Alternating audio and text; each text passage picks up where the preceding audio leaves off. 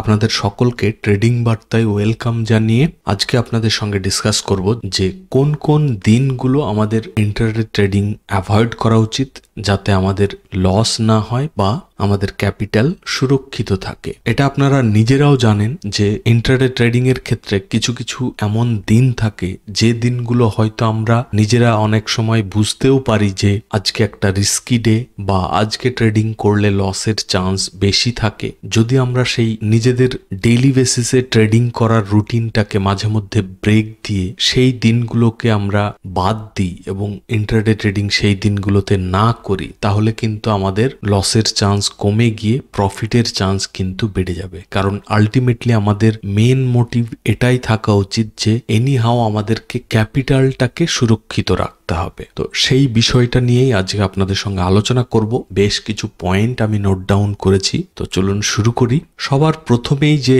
পয়েন্টটা নিয়ে ডিসকাস করব সেটা হচ্ছে যে দিনগুলোতে বড় সড়ো নিউজ থাকবে, যদি আমরা সেই টাইপের এক্সপার্ট না হই যে নিউজের যে ভোলাটিলিটি সেই ভোলাটিলিটিকে আমরা ট্র্যাকেল করতে না পারি, বা প্রিভিয়াস দিনগুলো যদি আমাদের ট্রেডিং জার্নাল থেকে দেখি যে নিউজ বেসড ডে গুলোতে আমাদের প্রফিট হয়েছে না লস হয়েছে, ম্যাক্সিমাম ক্ষেত্রেই দেখবেন যে আপনাদের এই সমস্ত দিনগুলোতে, বিশেষ করে যে দিনগুলোতে বড় সড়ো কোনো নিউজ বা ইম্পর্টেন্ট কোনো নিউজ, সেই দিনগুলো যদি আমরা অ্যাভয়েড করি তাহলে কিন্তু আমাদের ক্যাপিটাল অনেকটাই সুরক্ষিত হয়ে যাবে। কোন কোন দিনগুলো? যেমন আমাদের বাজেট ডে গুলো। নেক্সট কি পয়েন্ট আছে আরবিআই মনিটারি পলিসি। এই দিনগুলোতেও মার্কেট হঠাৎ করে নিউজটা আসার সঙ্গে সঙ্গেই কিন্তু রিয়্যাক্ট করে। তো সেই রিয়াকশনটাকে আপনি যদি হ্যান্ডেল না করতে পারেন বা সামলাতে না পারেন তাহলে কিন্তু অবশ্যই অ্যাভয়েড করবেন। কারণ অনেক সময় দেখবেন নিউজটা সাপোজ দেখা গেল পজিটিভ নিউজ, বাট আলটিমেটলি একবারের জন্য স্পাইক দেখিয়ে হিউজ একটা ফল করতে শুরু করে। তো আলটিমেটলি লসের চান্সটাই কিন্তু বেড়ে যায়। তো সেই ক্ষেত্রে আপনি যদি এই দিনগুলো অ্যাভয়েড করে সিকিওর ভাবে আপনি যদি ধীরে ধীরে প্রফিটের চেষ্টা রাখেন, তাহলেই কিন্তু আপনার সাকসেসফুল হওয়ার যে জার্নি সেটা খুবই ভালোভাবে আপনি কমপ্লিট করতে পারবেন। এবং এই নিউজ ছাড়াও যেমন US fed news, CPI data, job data, election result, সে ইন্ডিয়া হোক বা ইউএস হোক, এই দিনগুলোতেও কিন্তু ভালো ভোলাটিলিটি থাকে। তো আপনি যদি সেই ভোলাটিলিটি হ্যান্ডেল করতে পারেন তাহলে তো ঠিক আছে, করতে পারেন। আদারওয়াইজ কিন্তু আমার মনে হয় অ্যাভয়েড করে দেয়াই ভালো।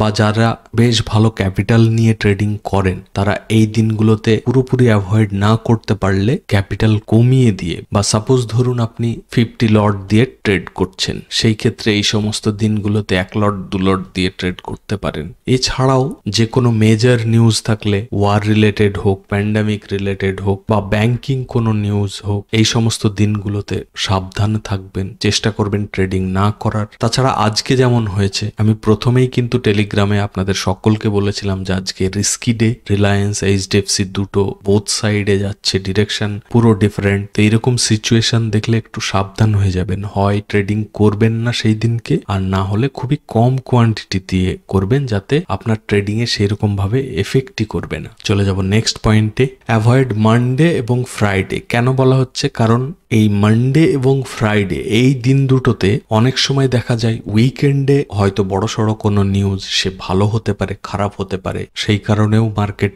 রিয়াক্ট করতে পারে। আবার ফ্রাইডের ক্ষেত্রেও ব্যাপারটা একটু অন্যরকম, যেমন যেহেতু একটা সামনে দুদিন ছুটি পড়ছে, তো সেই কারণে অনেকেই পজিশন আর হোল্ড করতে চায় না। তো মার্কেট সাপোজ বুলিশ, বাট তারা যেহেতু পজিশন হোল্ড করতে চাইছে না, পজিশন এক্সিট করতে শুরু করলো, সেই কারণে সেখান থেকে ফলো করতে শুরু করে। তো এই টাইপের বেশ কিছু আনসার্টেনিটি দেখা যায় এই মানডে এবং ফ্রাইডেতে। এবং শুধু যে এই মানডে এবং ফ্রাইডের ক্ষেত্রেই এই প্রবলেমটা হয় সেটা নয়, এই সঙ্গে হঠাৎ করে দেখা গেল কোনো একটা হলিডে আছে বা দুটো হলিডে আছে পরপর, সেরকম হলিডে থাকলেও তার আগের দিন বা পরের দিনেও এই সেম টাইপের প্রবলেমটা হতে পারে। তো সেই দিকে একটু সাবধান থাকতে হবে। এবং এই টিউসডে এবং থার্সডে এই দুটো দিন কিন্তু বেশ স্টেবল থাকে মার্কেট, বিশেষ করে যারা ওআরবি স্ট্র্যাটেজি ইউজ করে থাকেন, মানে ওপেন রেঞ্জ ব্রেকআউট, মানে ধরুন 5 মিনিটের ক্যান্ডেল তার ব্রেকআউটে এন্ট্রি বা 15 মিনিটের ক্যান্ডেল তার ব্রেকআউটে এন্ট্রি। কারণ এই সমস্ত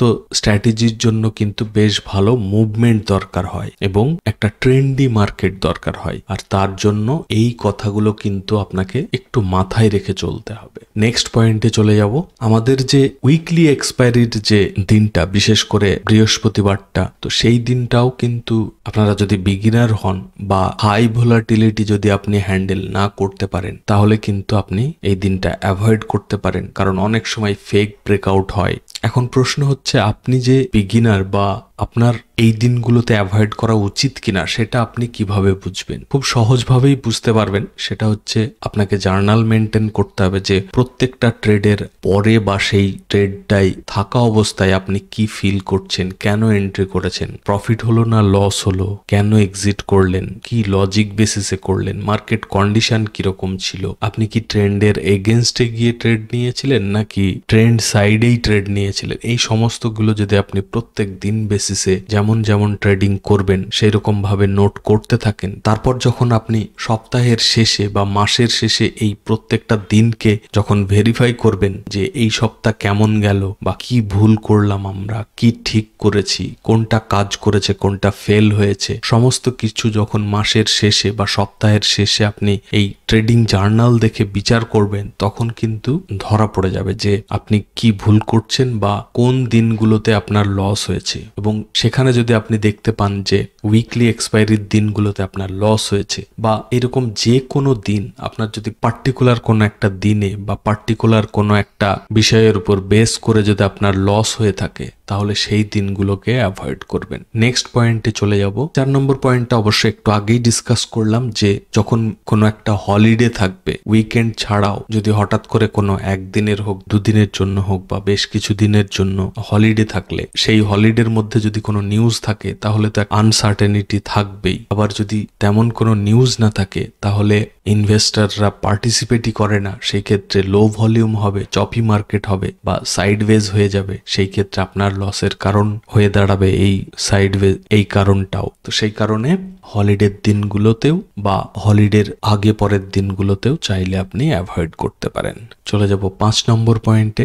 যে দিনগুলোতে কোনো টেকনিক্যাল গ্লিচ দেখতে পাবেন বা প্যানিক সেলিং বা প্যানিক বাইং দেখবেন, সেই দিনগুলোতে অ্যাভয়েড করতে পারেন। অনেক সময় দেখা যায় এনএসসিতেও অনেক সময় গ্লিচ আসে, কোনো ব্রোকারই ঠিকঠাক কাজ করে না, তো সেই দিনগুলোতে চেষ্টা করবেন অ্যাভয়েড করার। বা কোনো নিউজের কারণেও যদি মার্কেটে প্যানিক সিচুয়েশন হয়, তাহলে সেই দিনগুলো অবশ্যই অ্যাভয়েড করবেন। বা রিস্ক নিলেও আপনার ক্যাপিটালের খুবই ছোট্ট অংশ একটা রিস্ক নেবেন এবং সেই রিস্কটা এমনভাবে নেবেন যে সেই ক্যাপিটালটা আপনার পুরো জিরো যদি হয়ে যায় তবুও আপনার সেই রকম ভাবে কোনো এফেক্ট করবে না। মানে ধরে নেবেন যে হয় ওই অ্যামাউন্টটা আপনি আর ফেরত পাবেন না, বা যদি ফেরত পান তাহলে বেশ ভালো প্রফিট আপনি গেইন করতে পারবেন ছোট্ট একটা ক্যাপিটাল ইউজ করে, সেটাও করতে পারেন। আবার অনেক সময় এফআইআই ডিআইআই যদি হিউজ সেলিং বা হিউজ বাইং করেন, সেই ক্ষেত্রে দেখবেন কোনো রিট্রেসমেন্ট ছাড়াই কন্টিনিউ আপ মুভ বা কন্টিনিউ ডাউন মুভ হয়ে থাকে। তো রিট্রেসমেন্ট না পেলে আপনি স্টপ লস লাগানোর জায়গা পাবেন না, তো সেই ক্ষেত্রেও আপনি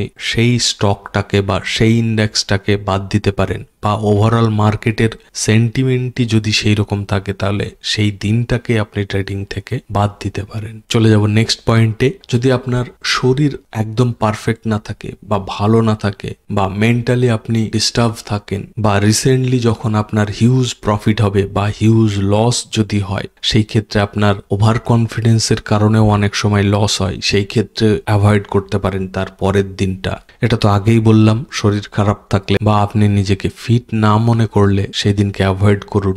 রিভেঞ্জ ট্রেডিং অ্যাভয়েড করবেন, বিশেষ করে যেদিনকে লস হয় সেই দিনকে এই রিভেঞ্জ ট্রেডিংটা বেশি হয়ে যায় বা তার পর দিনও কিন্তু হতে পারে। তো সেই দিনগুলো অ্যাভয়েড করতে পারেন, কারণ আলটিমেটলি ট্রেডিং এ সাকসেসফুল হতে গেলে আপনার 80% দায়ী থাকে এই সাইকোলজি। তো সাইকোলজি বেটার করতে গেলে সমস্ত রুলস ফলো করতে হবে, সেই সঙ্গে আজকে যে পয়েন্টগুলো ডিসকাস করছি এগুলোকেও মাথায় রাখবেন। এবং সব থেকে ইম্পর্টেন্ট কথা হচ্ছে কোন টাইমে ইন্টারডে ট্রেডিং এ এন্ট্রি করাটা বেস্ট টাইম হবে বা কোন টাইমগুলোকে অ্যাভয়েড করা উচিত। যেমন ধরুন মার্কেট ওপেন হচ্ছে 9:15-তে, তো এই 9:15 থেকে আপনাকে 15 মিনিট একটু গ্যাপ দিতে হবে, দিয়ে ট্রেডিং শুরু করতে হবে 9:30 থেকে। ঠিক আছে, তো আপনাকে যেটা করতে হবে এই 9:30-এর আগে এন্ট্রি করা যাবে না। তার আগে যদি আপনি এন্ট্রি করেন তাহলে কিন্তু আপনার হাই রিস্কি হয়ে যাবে। এবং একই রকম ভাবে 2:45-এর পরে আর কিন্তু নতুন এন্ট্রি করা উচিত হবে না। তাহলে আমরা এন্ট্রি কখন করতে পারি?